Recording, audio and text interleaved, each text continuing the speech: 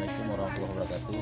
Kami tim Elmasur Peduli hari ini mengunjungi Hafiz Zikri, di mana sebelumnya Hafiz Zikri ini mengalami kulit lumpuh dan saat ini mengalami kecelakaan kecil, yaitu jatuh daripada ayunan sehingga sebelah daripada pahanya mengalami kepatahan tulang sehingga harus